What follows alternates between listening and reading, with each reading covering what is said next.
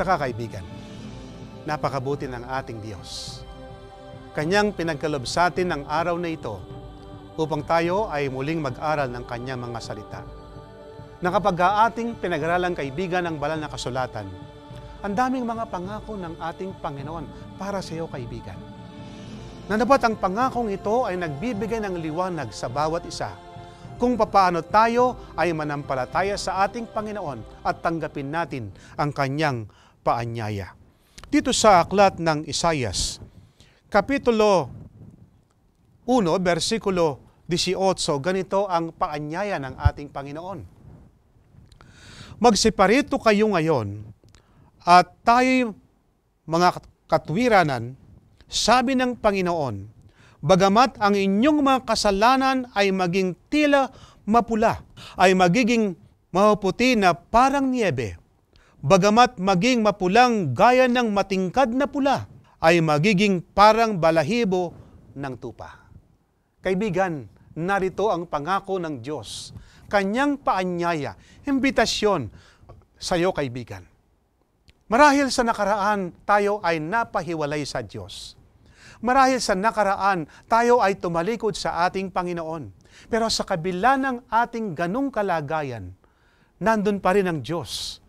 Siya'y nangungumbida na may pag-ibig. Ano ba, kaibigan, ang naging karanasan ng bansang Israel na maaring maging salamin sa buhay natin sa araw-araw?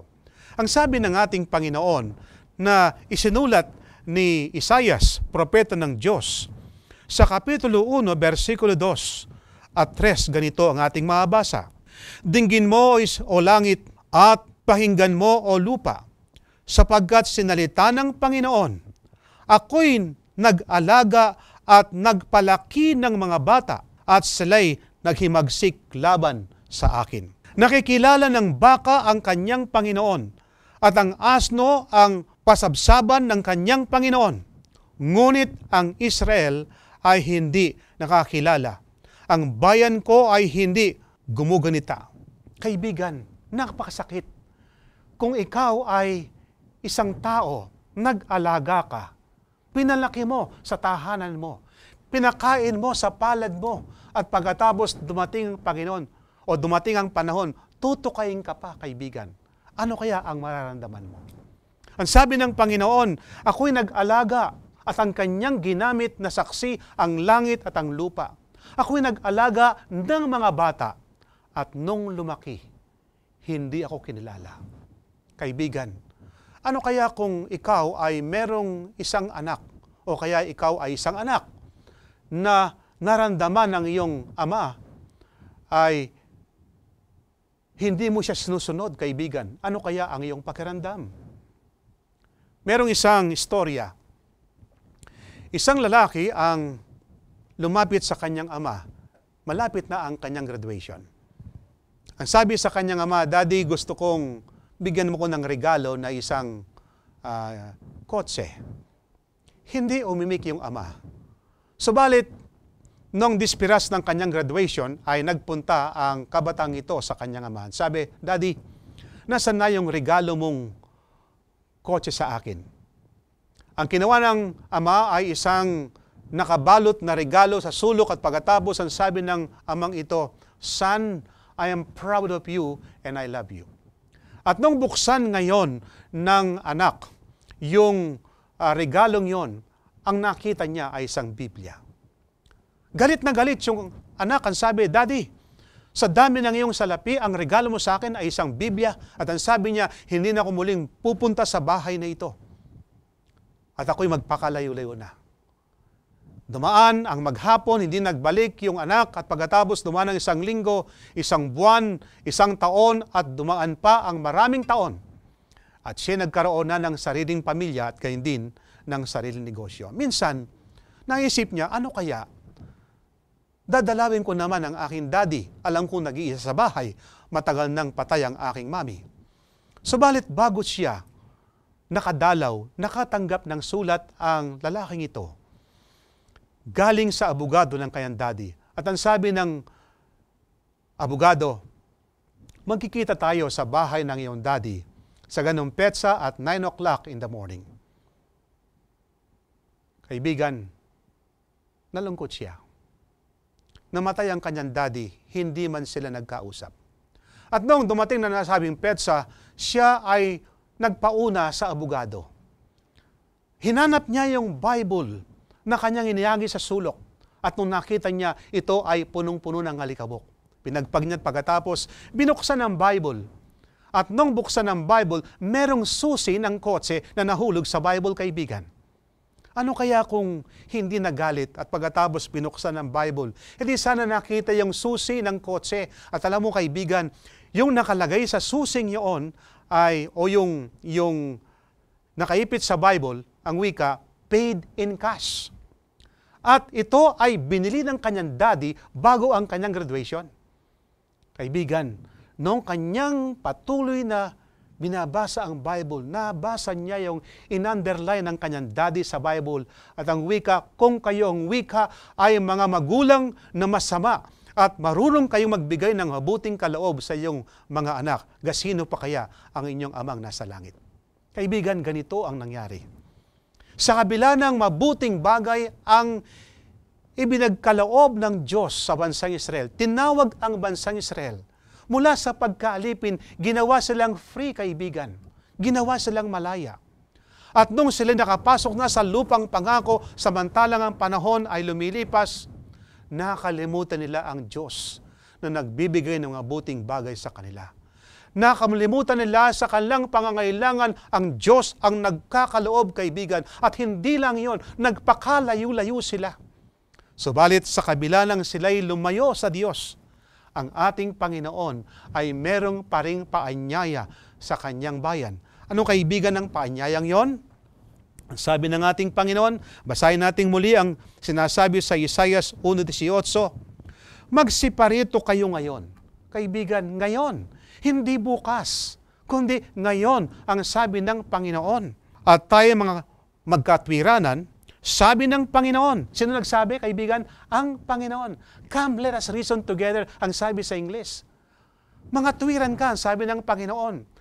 Pumunta ka sa akin, lumapit ka sa akin, mga tuwiran ka, bakit ikaw ay lumayo? Pero ang sabi ng Panginoon, kaibigan, ang iyong mga kasalanan ay magiging tila mapula. Bagamat tila mapula, ay magiging mapuputi na parang niebe. Bagamat magiging mapulang gaya ng matingkad na pula, ay magiging parang balahibo ng tupa. Kaibigan, ang matingkad na pula ay ang dugo. Kaya para ngayon ang tao ay makalapit sa Diyos. Parang taong ito ay maugasan ng kanyang mga kasalanan. Kaibigan, kinakailangan ang anak ng Diyos, ang ating Panginoong Jesus, ay mabayubay sa krus upang ikaw at ako ay maligtas. Maging sa Old Testament, pinakilala ng ating Panginoon ang kanyang pagliligtas. Sa magitan ng kapag ka ang isang tao ay nagkasala, kukuha ng isang kordero, isang tupa. At pagkatapos ngayon, papatayin ang korderong ito. Yung dugo na galing sa kordero na pinatulo ay katulad ng dugo ng ating Panginoon.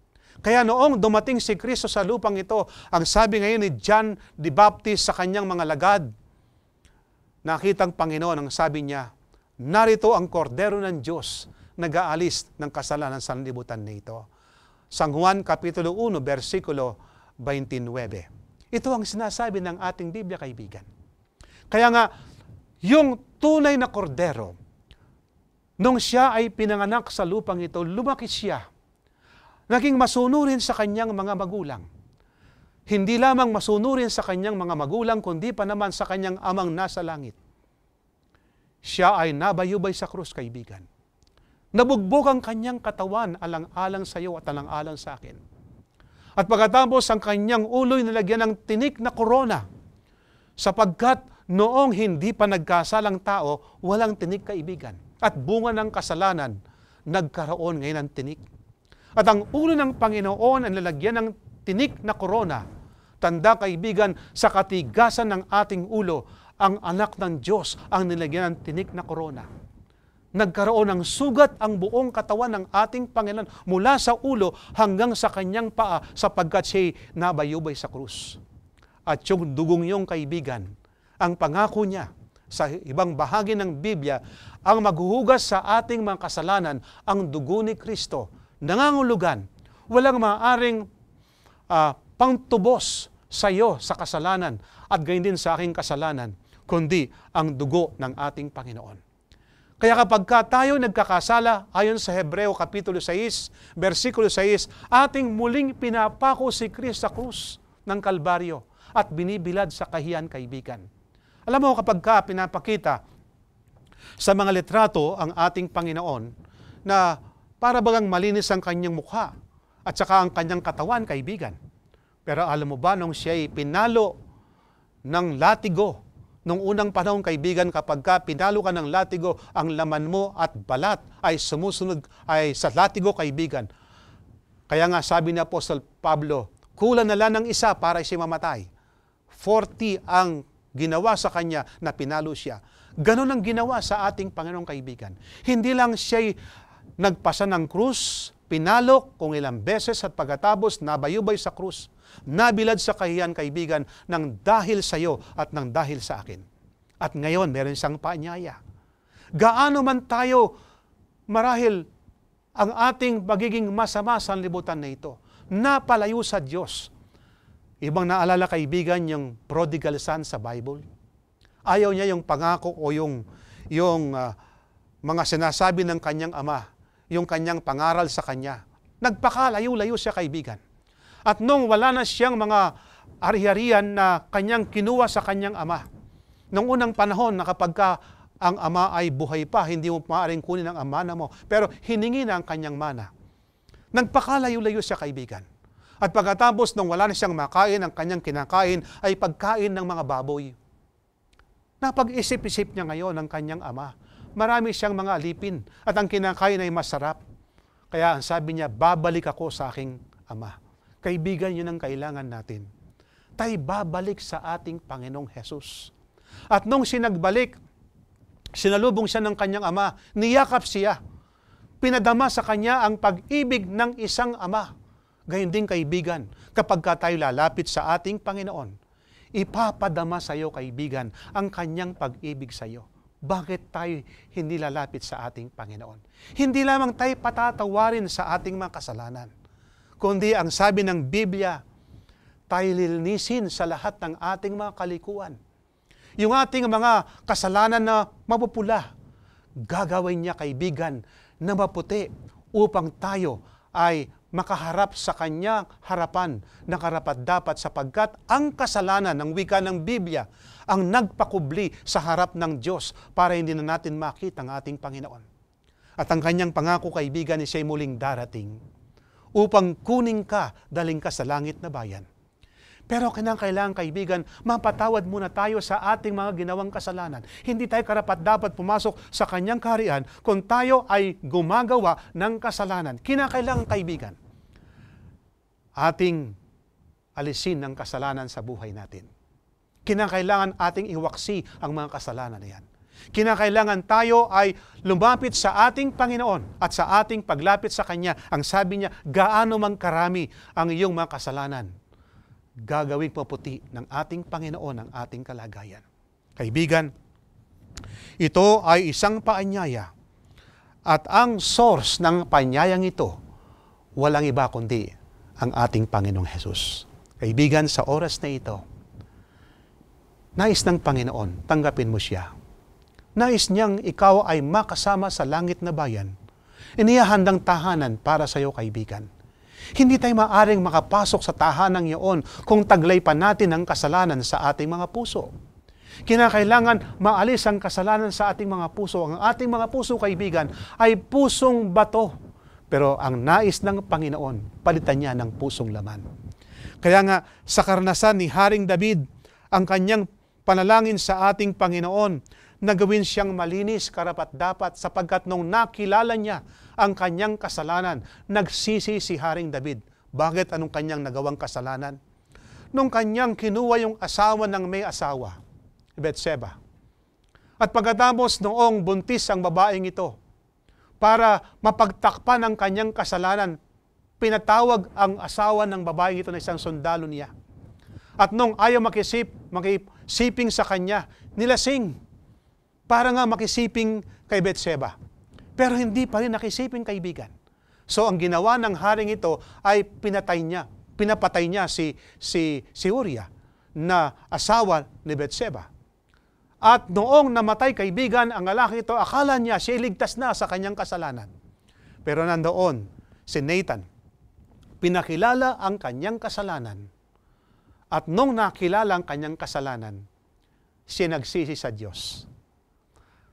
Noong ang pinagbubuntis ng kanyang asawa o ng kanyang babaeng ito, na naging asawa niya, bakit kinuha niya, ay hindi namatay, hindi tumigil sa kanyang pagkisisi. Subalit, kaibigan, noong namatay ang bata, doon pa lang siya tumigil. At ang pagkamatay ng batang yon ay parang tinubos ang kanyang mga kasalanan. Ganon din tayo, kaibigan. Ang pagkamatay ni Kristo sa bundok ng Kalbaryo, ang siyang naging ebidensya na ikaw ay handang patawarin ng Diyos sa lahat ng iyong mga kasalanan, sa lahat ng kalikuan, kaibigan. Bakit hindi ka lumapit sa Kanya? Tanggapin mo ang Kanyang imbitasyon. Hindi mo kayang linisin ang iyong sarili, kaibigan. Pero kapag tinanggap natin si Kristo na ating tagapagligtas, ang sabi nga ni Apostol Pablo, I can do all things through Christ. Ang lahat ng bagay ay ating magagawa sa magitan ng Kristong nagpapalakas sa akin. Hindi natin kayang gawin, kaibigan, na baguhin ang ating mga buhay. Hindi mo kayang linisin ang iyong buhay, kaibigan. Pero ang ating Panginoon, yung kanyang dugo na nabuhos sa bundok ng Kalbaryo, ang maghuhugas, kaibigan, sa iyong mga kasalanan. Ang sabi nga ng ating Biblia na pinangako ng ating Panginoon, na siya ang naghahanap sa atin ayon sa Lucas Kapitulo 19, versikulo 10, sapagkat ang anak ng tao ay naparito upang hanapin at iligtas ang nawawala. Look at that, kaibigan. Naparito siya para hanapin ka, hanapin ako. At ang wika pa ng ating Biblia sa 1 Juan Kapitulo 1, versikulo 9, kung pinahayag natin ang ating mga kasalanan, ay tapat at banal siya na tayo patatawarin sa ating mga kasalanan at tayo lilinisin sa lahat ng kalikuan, kaibigan.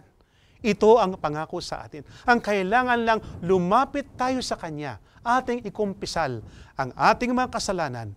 Tapat at banal ang Diyos na tayo patatawarin sa lahat ng ating mga kasalanan. Kaibigan, kailangan mo ang ating Panginoon.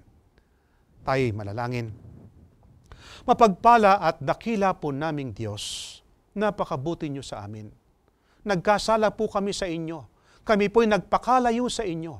Subalit meron po kayong paanyaya na kami ay lalapit sa inyo upang kami ay mangumpisal ng aming mga kasalanan. Kung aming kinikilala, Panginoon, ang aming mga kasalanan at aming pinapangakong iwanan lahat ng mga bagay na ito, ang inyo pong pangako ay patatawarin kami, O Diyos. Salamat po sa inyong mga pangako sa amin, sa pangalan po ng aming Panginoong Jesus. Amen. Kaibigan, pagkatapos mong napakinggan ang paanyaya ng ating Panginoon at tayo lumapit sa Kanya, at napakaganda ng Kanyang paanyaya, kaibigan, sa ating muling pag-aaral, ako'y muling nag-aanyaya sa iyo. Meron pa ring paanyaya ang Diyos sa Biblia na dapat nating tugunan ang paanyayang ito. Pagpalain ka ng ating Panginoon.